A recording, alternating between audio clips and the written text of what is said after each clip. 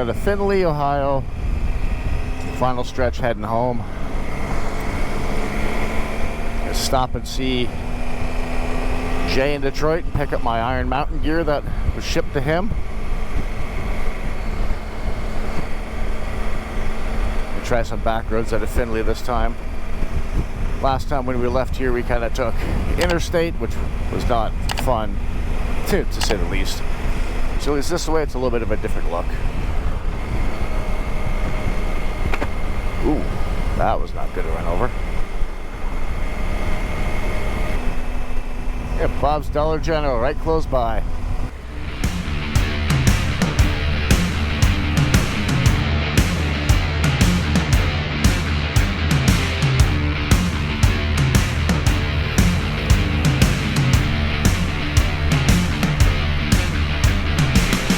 Normally when we were leaving Findlay and heading for home, we just suck it up and take the interstate to get back to the border as soon as we can. Instead, this time we decided to run the back roads up as an alternative, as we didn't really have any time constraints to get back home. We left Findlay and headed a couple concessions to the west of I-75 and started to head north.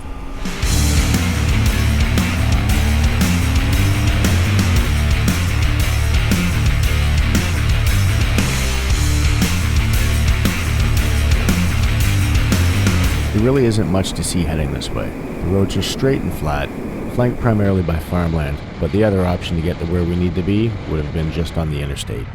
So, this is still better.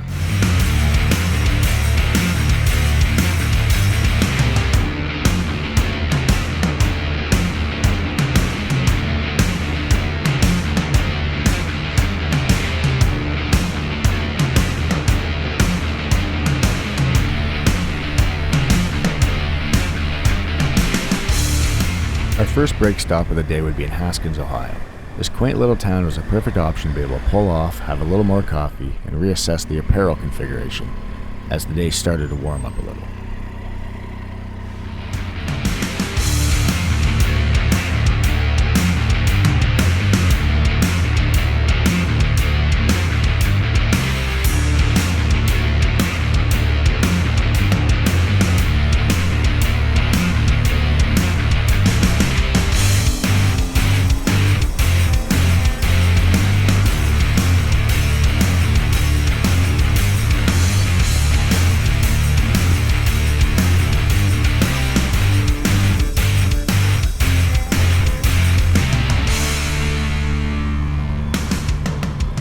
After a little bit of confusion on the route, we stopped to have a look and just decided to roll with it and see where we ended up.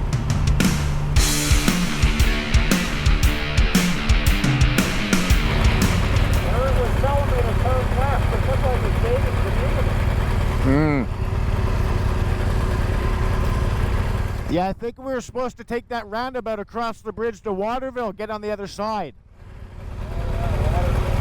Yeah, that's why I was like, yeah, I think we're supposed to turn.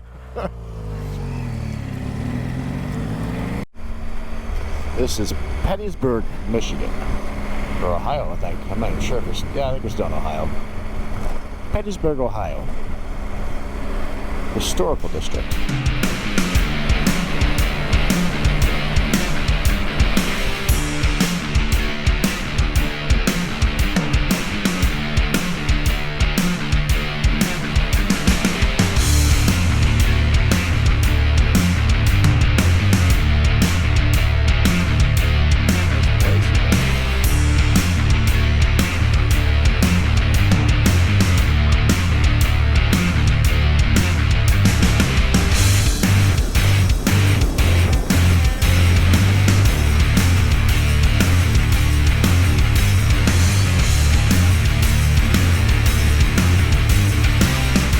At this point, we were so far off the planned route that we were almost at the edge of Lake Erie in Toledo, Ohio.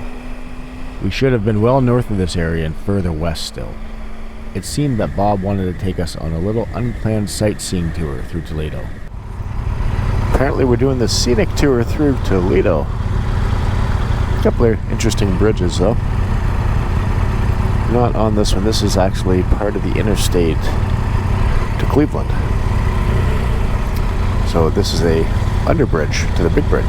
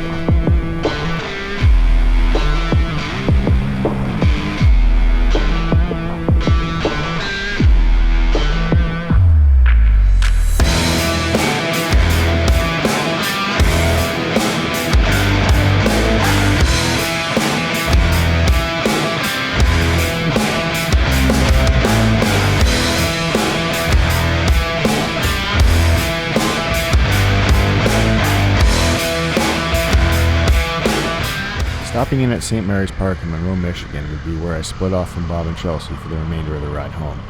I was headed up into Detroit to stop by a friend's place for a quick visit and a pickup, and Bob and Chelsea were headed towards the Ambassador Bridge to cross back over to Windsor, Ontario to get Chelsea home. I would continue north onto Telegraph Road and follow that all the way up into Detroit. Other than a little bit of construction that sent me through some residential areas, it was a smooth ride due to well-timed streetlights.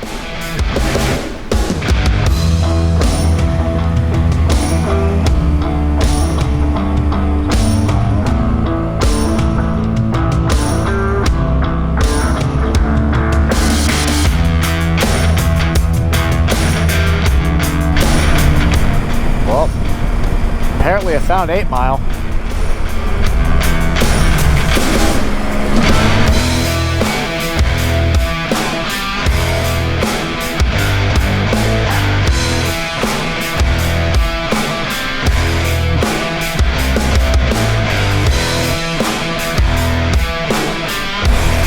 So if I'm supposed to be going up over here or not, I'm guessing so.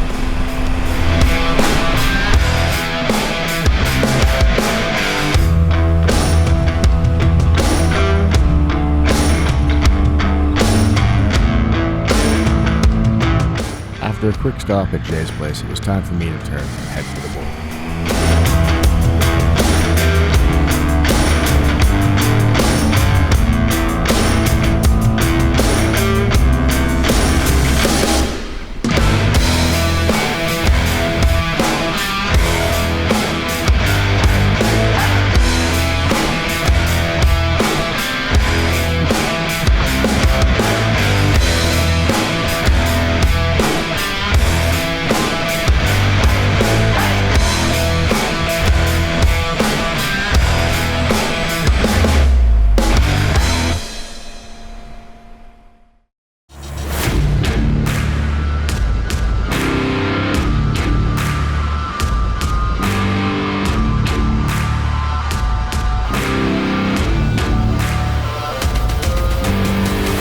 After a short stretch of some expressway to get out of Detroit, it was finally time again to get into the back roads and get away from the traffic and the people.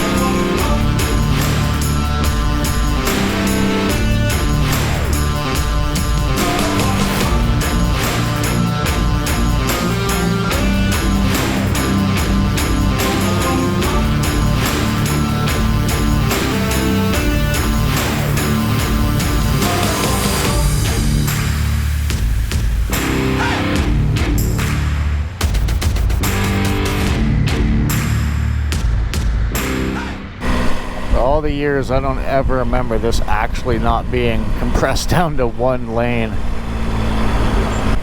Is welcome to Canada. Ho, ho, ho, ho, ho, ho, ho, ho, ho, ho.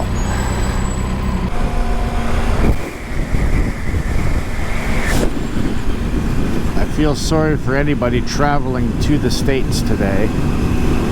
This is probably the worst I've seen it.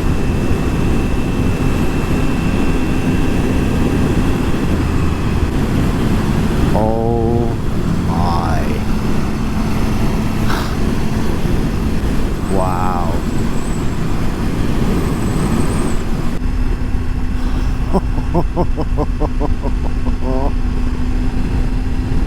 Well, at least that's the end of the commuter traffic, but the trucks are still lined up. That's got to be a couple kilometers off the border. I don't even want to know what that delay would be. It's got to be hours. And the delay for these trucks, I don't even know how long that would take. But it still keeps going. Like, we're on the east side of Sarnia now, and there's still commuter traffic stuck in with the trucks. today would have been a bad day to pick Port Huron to cross over to the States.